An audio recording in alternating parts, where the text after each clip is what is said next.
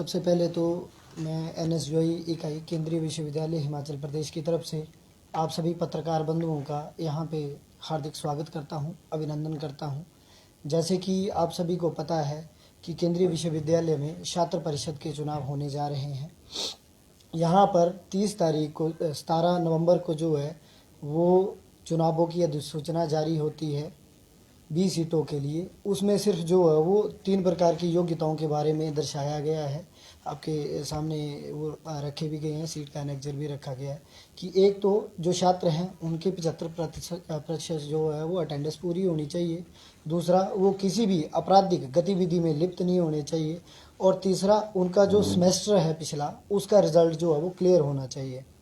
NSUI की तरफ से जो नामांकन की तिथि है 30 नवंबर, उसमें हमने जो है वो 14 अपने उम्मीदवारों के नामांकन जो है वो दर्ज करवाए थे। और 1 दिसंबर को जो है यहाँ पे स्क्रूटनी कमेटी बैठती है, जिसमें एनएसयूआई के जो 9 प्रत्याशी हैं उनको विभिन्न कारणों के चलते चुनाव से बाहर कर दिया जाता है। हम जब यहाँ के जो मुख्य निर्वाचन अधिकारी हैं श्री अमरीश महाजन जी, उनके पास हम जाते हैं, ये एप्लीकेशन लेके जाते हैं कि आप हमें कारण बताइए कोई पुख्ता जिनके कारण जो है वो आपने हमारे ये जो प्रत्याशी हैं इनको बाहर किया है। तो वो बड़ा गोल मटोल जैसा जवाब देते हैं और हम उनको एक लेटर लिखते हैं, उनको देते हैं कि आप हमें लिखित में जो है ये जानकारी दीजिए। तो वो क्या करते हैं कि जल्दी जल्दी में एक कमेटी कॉन्स्टिट्यूट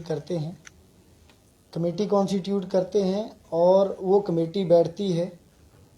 जब कमेटी बैठती है तो हम बाहर वेट कर रहे होते हैं, हम देखते हैं कि उसका रिज़ल्ट आएगा, लेकिन वो जो है वो रात 11 बजे तक नोटिस बोर्ड पे किसी भी प्रकार का जो है वो नोटिस नहीं लगाते हैं कि छात्रों को हमने बाहर क्यों किया है। जब हमें जानकारी मिलती है तो उसमें पता चलता है कि छात्रों को बाहर करने के लिए जो पहले कमेटियां बनाई गई थी स्क्रूटनी के लिए, उनको भंग कर दिया गया है।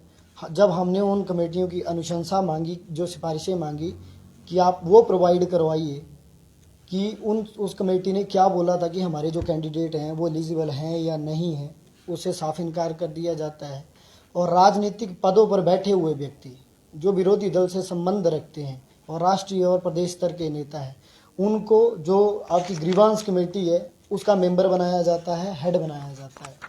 और जब उस ग्रीवांस कमेटी के पास हम जाते हैं तो ग्रीवांस कमेटी ये निर्णय देती है कि आपके जो प्रत्याशी हैं श्री राहुल जी, उनको हम जो है वो बाहर कर रहे हैं और दूसरी जो प्रत्याशी है उसको जीता हुआ घोषित कर रहे हैं। तो हम सीधा सीधा मुकर जाते हैं कि ये जो आपने कार्रवाई की है, ये जो आपने अधिसूचना जारी की है चुनाव की, क्योंकि इसका सीधा सीधा उल्लंघन है। जब अधिसूचना जारी कर दी गई उसके बाद किसी भी तरह की जो अन्य जानकारी है या अन्य कोई भी जो परिणाम आता है उसको इसमें नहीं जोड़ा जा सकता। लेकिन इस बच्चे को बाहर करने के लिए पूरे का पूरा प्रशासन मिलके क्या करता है कि जो परिणाम अभी आए भी नहीं हैं, आएंगे बाद में, कॉन्फिडेंशियल इसका रिजल्ट मंगवाया जाता है, उसमें इसको फेल कर दिया जाता है। अब ये फेल है उसमें या पास है ये भी किसी को पता नहीं, प्रशासन को भी पता नहीं। उसको इनके नामांकन पत्र में जोड़ के इनको बाहर कर दिया जाता है और तरह तरह की इनको धमकियां दी जाती हैं कि यदि आप मीडिया में जाएंगे या आप ऊपर प्रशासन में जाएंगे तो आने वाले समय में जो है वो आपको इसका खामियाजा भुगतना पड़ेगा। तो हमने ये जो हम मांग करते हैं कि इस पूरी की पूरी चुनाव प्रक्रिया को जो है वो भंग किया जाए, इसके जो मुख्य निर्वाचन अधिकारी हैं उनको हटाया जाए। जो इन्होंने स्क्रूटनी ग्रीवांस कमेटियां बनाई हैं जिनमें जो विरोधी विचारधारा के पदाधिकारी राष्ट्रीय स्तर के प्रदेश स्तर के बैठे हुए हैं, उन सबको इससे बाहर किया जाए। उसके बाद जो है वो निष्पक्ष रूप से चुनाव करवाए जाएं। इसके लिए हमने जो जिलाधीश महोदय उनको भी ज्ञापन दिया हुआ है। इसके बाद आप पत्रकार बंधु जो है वो मुख्य निर्वाचन अधिकारी से इस प्रश्न को ज़रूर पूछिए कि जब एनएसयूआई की जो कमेटी आई थी आपके पास, उन्होंने बोला कि ये जो आपने निर्णय दिया है वो बिल्कुल गलत है, तो ये जो ग्रीवांस कमेटी का वो निर्णय देते हैं उसमें उन्होंने ये मेंशन कर दिया कि हम उस डिसीजन से एग्री हैं। और हमने बिल्कुल सीधा सीधा उनको बोला था कि ये अब चुनाव की जो अधिसूचना जारी की है उसका सीधा सीधा उल्लंघन है।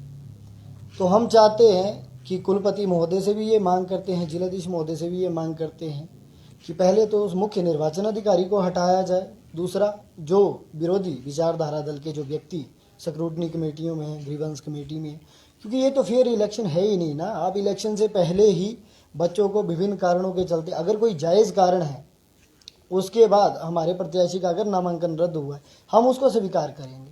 लेकिन इस तरह की जो ओछी राजनीति की जा रही है, प्रत्याशियों को अब चुनाव क्षेत्र में, चुनाव में खड़े भी नहीं होने दिया जा रहा है, ये सरासर जो है वो तानाशाही प्रवृत्ति देखने को मिल रही है यहाँ के अधिकारियों की। तो हम इन सभी के जो है वो इस्तीफे की मांग करते हैं। और इसी के साथ साथ ये जो हमारे छात्रों को धमकियां दे रहे हैं कि आपको 1 नंबर से आधे नंबर से फेल कर देंगे, तो वो जो अधिकारी हैं यहाँ पे जो बैठे हैं, उनकी भी आधे से ज़्यादा की पीएचडी फर्जी हैं, उनके रिसर्च पेपर बहुत सारे फर्जी हैं। आधे से ज़्यादा जो यहाँ पे हैं, कई तो ऐसे ऐसे मामले आपको यहाँ पे देखने को मिलेंगे कि प्राइमरी स्कूल में भी टीचर वो पढ़ा रहा है और केंद्रीय विश्वविद्यालय में वो प्रोफेसर भी बना हुआ है। तो ऐसे कई सारे यहाँ पे हैं। उसके लिए हम जो है वो संगठन की तरफ से एक कमेटी जो है वो गठित करेंगे और विजिलेंस के सामने जो है वो पूरे के पूरे डॉक्यूमेंट रखेंगे, ताकि ये जो फर्जीवाड़ा यहाँ पे चला हुआ है एक विचारधारा की आड़ में, उसको बंद किया जाए।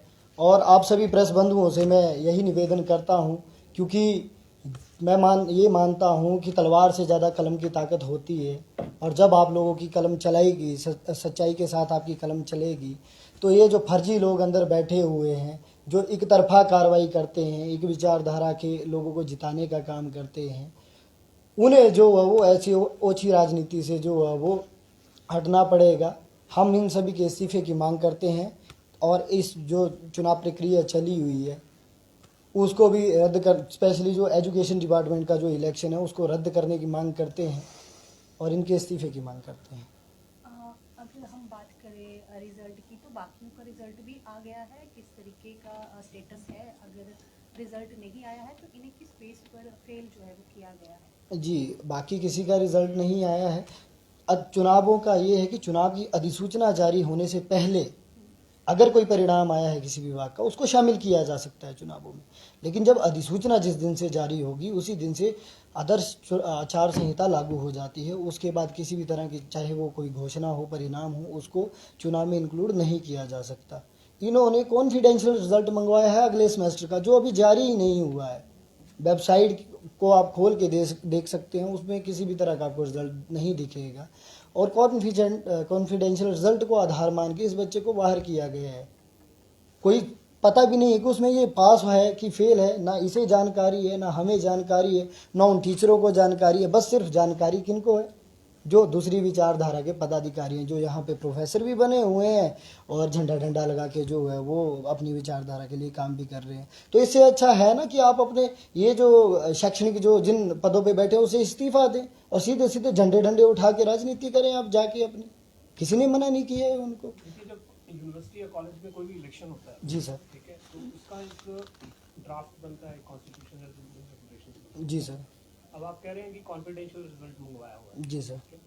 तो क्या ये प्रोविजन था कि अगर कोई कैंडिडेट है जिसका रिजल्ट डिक्लेयर नहीं हुआ है, जी सर, तो वो अप्लाई करके, क्या ये उनके कॉन्स्टिट्यूशन में ये कोई इस तरह की पहले अमेंडमेंट थी? नहीं सर, ऐसा ड्राफ्ट था? ऐसा कुछ भी नहीं है सर। जब चुनाव की अधिसूचना जारी हुई उसमें सिर्फ 3 प्रकार की योग्यताओं का जिक्र किया गया है। एक, व्यक्ति के ऊपर आपराधिक कोई गतिविधि नहीं होनी चाहिए। दूसरा, उसकी 75% अटेंडेंस पूरी होनी चाहिए। तीसरा, उस दिन तक जो भी रिजल्ट है अवेलेबल लेटेस्ट वो होना चाहिए। उसके बाद का कोई भी ऐसा मेंशन नहीं है। और सर, इनके जो प्रत्याशी हैं, एक के ऊपर तो जो है वो हिंसा के अपराध भी दर्ज हैं। जो देहरा कैंपस में है वहाँ पे एक व्यक्ति के ऊपर जो है वो हिंसा की जो है वो अपराध है, तो उसको भी इन्होंने एलिजिबल घोषित किया हुआ है। उसको एलिजिबल घोषित किया हुआ है। और अब जब वो कॉपी बाहर आएगी एफआईआर की, तो आप देखेंगे कि कितना संगीन आरोप है उस व्यक्ति पर। वो एलिजिबल है क्योंकि कमेटी में जो बैठे हैं वो उनकी अपनी विचारधारा के लोग हैं। अगर इतना ही ज़्यादा यहाँ पर गड़बड़ हो रही है तो मुझे लगता है कि आपको यहाँ ना होकर विश्वविद्यालय के मुखिया के पास जाना चाहिए था 3 दिन पहले से जब हुआ था। लेकिन आज तक आप गए नहीं। रात को आपने बस एक दिन नारे लगाए, उसके बाद आप शांत हैं। जी सर, आप क्यों नहीं पहुंचे? जो सर कुलपति महोदय हैं वो 6 तारीख तक छुट्टी पे हैं। उस कार्यकारी प्रभार तो होगा। कार्यकारी मुख्य निर्वाचन अधिकारी हैं, DSW साहब हैं, वही चुनाव को देख रहे हैं। और जिनकी आप बात कर रहे हैं रजिस्ट्रार महोदय की, जब पहली जो कमेटी हटाई गई जिसने इस बच्चे को योग्य घोषित किया गया था, इनको बाहर निकालने के लिए वही रजिस्ट्रार महोदय अगली कमेटी के हेड बन के आए, उन्हीं ने इनको अनएलिजिबल घोषित किया।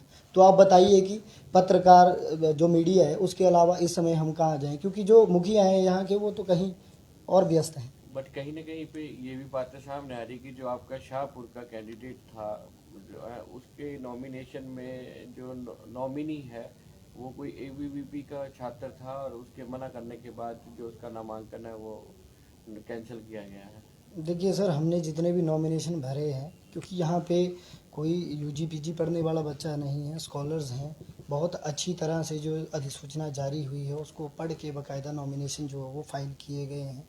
लेकिन जहाँ पे हमने ये स्वीकार करते हैं हम कि अगर यहाँ पे कोई नॉमिनेशन गलत तरीके से हमारा कोई गलती रह गई है, वो अगर रद्द हुआ है उसके बारे में हम कुछ भी ऐसा नहीं बोल रहे हैं। लेकिन जो इन्होंने जोर ज़बरदस्ती से हमारे जो प्रत्याशी हैं उनको बाहर करने का प्रयास किया, ये तो सर सरासर नाइंसाफ़ी है।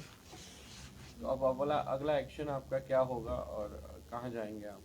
जी सर, सबसे पहले तो हम आप पत्रकार बंधुओं के पास आए हैं, क्योंकि आपकी कलम की ताकत जो है, जब सरकार के तीनों अंग ढह जाएं तो चौथा जो स्तंभ है मीडिया, वो मोर्चा संभालता है। और यहाँ की तानाशाही प्रवृत्ति आप देख चुके हैं। अब आप लोगों के ऊपर मेरा पूरा विश्वास है, क्योंकि DC साहब को हम मेमोरेंडम दे चुके हैं। यहाँ क्या बोलते विश्वविद्यालय के जो अधिकारी हैं उनको भी मेमोरेंडम दे चुके हैं। 2 बार उनको जो है वो हम एप्लीकेशनें दे चुके हैं। इसके बाद हम आपके दरवाजे पे आए हैं और मुझे ये पूरी आशा है कि यहाँ से हमें इंसाफ मिलेगा।